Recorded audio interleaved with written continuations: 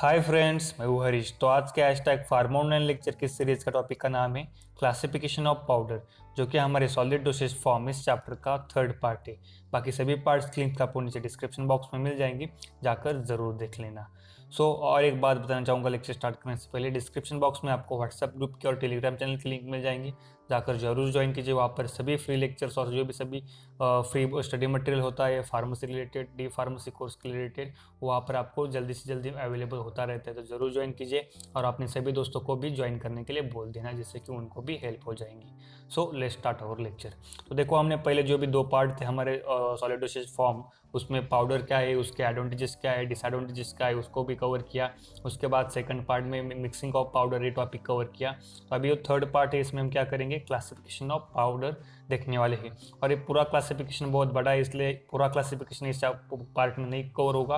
पहले जो भी दो पार्ट है, bulk powder for internal use, bulk powder for external use, ये दो क्लास है सबसे मेन, उनको कवर करेंगे। बाकी तीन क्लास हम नेक्स्ट पार्ट में, और जो भी लास्ट पार्ट भी होगा इस चैप्टर का। So let's start our lecture. So bulk powder for internal use. तो bulk powder for internal use क्या है, देखते हैं। Powder are displaced in bulk when accuracy of dosage is not important. तो देखो, बल्क का आपको मीनिंग सबसे पहले समझना पड़ेगा। बल्क मतलब क्या, मैक्सिमम अमाउंट, बड़ी अमाउंट। मतलब देखो, बल्क अमाउंट मतलब पाउडर, देखो हम एक दो इस तरह से, तो पाउडर का जो भी क्वांटिटी किस तरह से होती है, एमजी में होती है, मैक्सिमम अमाउंट होती है पाउडर की। आपने बहुत बार देखा होगा, जो भी आयुर्वेदिक प्रिपरेशन होते हैं उनके बहुत सारे अमाउंट होती है, जो कि हम चम्मच से लेते रहते हैं। मतलब 2 चम्मच, 4 चम्मच, 5 चम्मच, इस तरह की क्वांटिटी होती है। मतलब इनकी क्वांटिटी क्या है, इंटरनल यूज करने वाले जो भी पाउडर्स होते हैं, बल्क अमाउंट में, मतलब मैक्सिमम अमाउंट में, ज़्यादा अमाउंट में। बल्क का मीनिंग ही समझ लेना कि बल्क मतलब ज़्यादा अमाउंट। तो देखो, जब भी हम बल्क पाउडर को डिस्पेंस करते हैं, कब करते हैं, जब जो भी डोज है उसकी एक्यूरेसी कुछ इंपॉर्टेंट नहीं करती। मतलब ये ड्रग सिर्फ 20 mg देना है, 100 mg देना है, 150 mg देना है, इस 500 mg देना है, इतना ही देना है, इस तरह की एक्यूरेसी की कोई ज़रूरत जहाँ पर नहीं होगी, वहाँ पर इस तरह का बल्क, जहाँ पर ज़रूरत नहीं होती वहाँ पर बल्क पाउडर को हम यूज़ करते हैं। बल्क पाउडर मतलब अगर हम प्रिपरेशन का देखो, जैसे कि बॉर्नवीटा का प्रिपरेशन होता है, वहाँ पर ऐसा कोई बताया है क्या कि सिर्फ 50 mg यूज़ करो, 100 mg यूज़ करो। मतलब एज पर नीड वो यूज़ करते हैं, मतलब बल्क में यूज़ करते हैं, कोई इंटरनल यूज़ करते हैं बॉर्नवीटा। इस तरह के क्या है, पाउडर है। मतलब इस तरह के, मतलब जो भी अलग अलग न्यूट्रिशन वाले, हर्बल न्यूट्रिशन वाले कुछ पाउडर्स होते हैं आयुर्वेदिक, वो भी उनका भी एक्यूरेसी कुछ ज़्यादा मेंटेन नहीं, मतलब वो वहाँ पर होती नहीं। मतलब रैंडमली हम उसको किस तरह से मेजर करते हैं, स्पून से मेजर करते हैं। तो इस तरह के जो भी होते हैं उसको हम कहते हैं bulk powder for internal use. Bulk powder contain several dosage of powder. Bulk powder में क्या होता है कि पाउडर के बहुत सारे डोसेज होते हैं। They are supplied in wide mouth container, sorry, they supplied in wide mouth container and permit easy to remove of spoonful of powder। मतलब आप सबको पता है कि जो भी बड़े बड़े, देखो बॉर्नवीटा का कंटेनर का आप एग्जांपल ले लो, वो वाइड माउथ कंटेनर है, उससे हम सिंपली स्पून, फुल स्पून भरकर वहाँ से निकाल सकते हैं। इस तरह के कंटेनर में हम बल्क पाउडर को डिस्पेंस मतलब पैक करते हैं, उस तरह के कंटेनर में वो सप्लाई करते हैं। The non potent substance which are supplied in bulk are antacid and laxatives. मतलब जो भी नॉन पोटेंट ड्रग है, जैसे कि मतलब सप्लाई करते हैं बल्क में, और कौन से एंटासिड है, लैक्सेटिव्स है। सो फर्स्ट पार्ट हमें समझ में आया बल्क पाउडर का। तो सेकंड क्लास देखते हैं, bulk powder for external use. मतलब तो देखो, पहले क्या था, बल्क पाउडर इंटरनल यूज, मतलब इंटरनल यूज करते हैं उस तरह का क्लास। तो बल्क पाउडर अभी एक्सटर्नली, मतलब एक्सटर्नल यूज करने वाले जो भी पाउडर्स होती है उसका क्लास है पाउडर का। So bulk powder meant for external use are non potent substance. मतलब एक्सटर्नली जो भी ड्रग यूज करते हैं बल्क पाउडर के, वो पोटेंट नहीं होती। पोटेंट मतलब हमने पिछले बार भी देखा था, पोटेंट मतलब क्या, बहुत ही कम अमाउंट है, मैक्सिमम और ज़्यादा इफेक्ट दिखाता है, क्यों, उसका जो भी डोज होता है वो बहुत कम होता है। This powder are supplied in cardboard, glass and plastic containers. मतलब प्लास्टिक कंटेनर में, कार्डबोर्ड में, ग्लास में उसको क्या करते हैं, ग्लास या प्लास्टिक कंटेनर में उसको सप्लाई करते हैं। Which are often designed for specific method of application. For specific method of application भी उसकी होती है, डिजाइन किया जाता है। The dusting powder are preferably dusting powder are preferable supply for perforated or sifted top containers। The container should be bear a label indicating that powder is meant for external use. मतलब जो भी bulk powder के containers होगी थी उसको हमने देखा कि ग्लास कंटेनर हो गए, प्लास्टिक कंटेनर हो गए, कार्डबोर्ड हो गए, सिप्टर टॉप कंटेनर हो गए, मतलब इस तरह के जो भी सभी कंटेनर्स होते हैं उन कंटेनर पर सबसे जो भी लेबलिंग का इंपॉर्टेंट पार्ट होगा कौन सा, उस पर मींट फॉर एक्सटर्नल एप्लीकेशन ये लिखना जरूर होता है। आपने उससे बहुत बार देखा होगा कि जो भी एक्सटर्नल एप्लीकेशन करने वाले पाउडर्स होते हैं और जो भी प्रिपरेशन होते हैं उस पर लिखा जाता है रेड कलर में कि एक्सटर्नल यूज ओनली। ओके, ये वो हुआ नेक्स्ट क्लास बल्क का। अभी बल्क क्लास मतलब bulk powder for external use. तो बल्क पाउडर, इसमें कंफ्यूजन मत कर लेना कि bulk powder for internal use और bulk powder for external use. जो इंटरनल यूज करने वाले बल्क पाउडर, एक्सटर्नल यूज करने वाले बल्क पाउडर। तो अभी जो भी एक्सटर्नल यूज करने वाले बल्क पाउडर है सेकंड क्लास से इंपॉर्टेंट, उसके सब टाइप से वो भी सबसे इंपॉर्टेंट। इस पर बहुत सारे क्वेश्चन आते हैं, मतलब या पूरा क्लास तो ज़्यादातर पूछते नहीं, पर डस्टिंग पाउडर क्या है, इनसप्लेटर, स्नप, इनकी जो भी चारों डेफिनेशन है हर बार उसमें से कुछ ना कुछ तो आप एग्जाम में होता ही है। सॉरी, मतलब इनमें से कोई ना कोई डेफिनेशन तो आपको 100% एग्जाम में साल भर में बहुत बार लिखनी है। इसका कोई मतलब यहाँ पर कोई चेंज नहीं है। आपको ये सभी डेफिनेशन बहुत अच्छी तरह से समझ में आने चाहिए और उसको आपको अच्छी तरह से याद भी रखना है। सो देखते हैं एक एक करके। बल्क पाउडर, सॉरी थोड़ा, bulk powder which are commonly used for external application are as follows: dusting powder, insufflator, snuff and dentifrices. तो जो भी बल्क पाउडर एक्सटर्नल यूज करने वाले उसका 4 टाइप्स है: dusting powder, इंसप्लेटर, snuff and dentifrices. तो एक एक क्लास को हम देखते हैं पूरे डिटेल में। तो डस्टिंग पाउडर क्या है? These are meant for external application to the skin and are generally applied in very fine state of sub division to avoid local irritation. मतलब क्या, इसको हम एक्सटर्नली यूज करते हैं। सबसे पहला part external application to the skin, skin पर हम उसको यूज करते हैं और जनरली उसको अप्लाई करते हैं very fine state of sub division to avoid local irritation.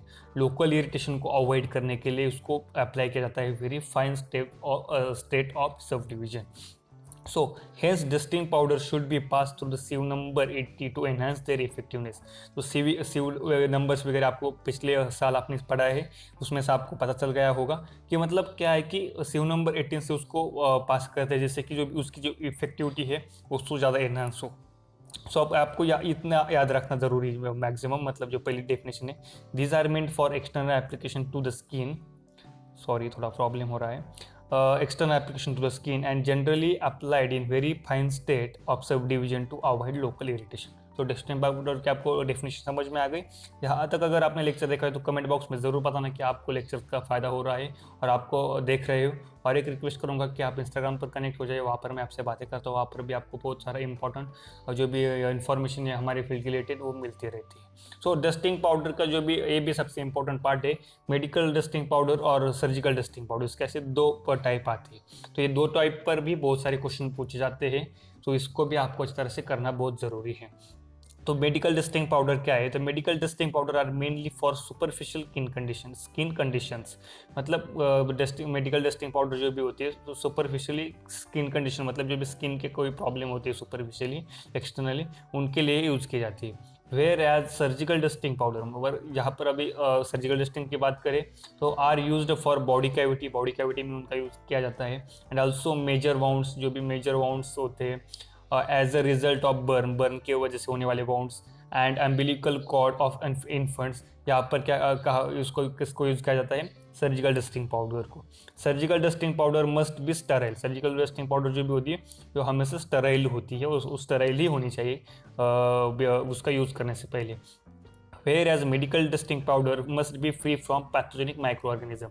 पर जो भी मेडिकल डस्टिंग पाउडर होती है वो पैथोजेनिक माइक्रो ऑर्गेनिज्म से फ्री चाहिए, ये एक इंपॉर्टेंट है। तो ये सभी जो भी छोटी छोटी चीज़ें इसमें कन्फ्यूजन कर लेते हैं, तो मेडिकल कौन सी, सर्जिकल कौन सी स्टराइल चाहिए, कौन सी dusting powder pathogenic micro organism से फ्री चाहिए, इसलिए अच्छी तरह से याद रखो, बार बार इसको रीड करते रहो, प्रैक्टिस करते रहो। Dusting powder are generally prepared by mixing of 2 or more ingredients, one of which must be either starch, talc, kaolin and one of the ingredient for the formulation। Talc and kaolin are commonly used because they are chemically inert.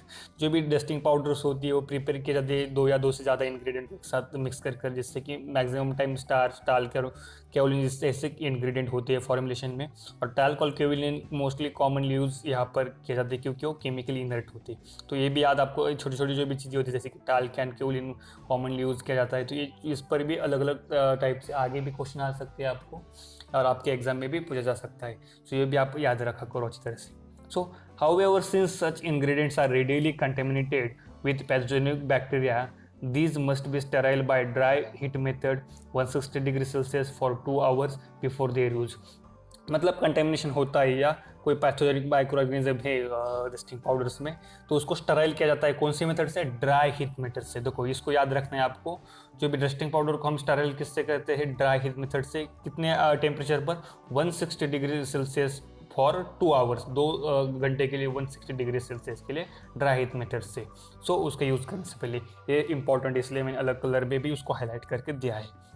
Dusting powder are displaced in sifter top container, aerosol container, मतलब dusting powder को dispense sifter top containers होते हैं उसमें किया जाता है, एरोसल container में भी किया जाता है।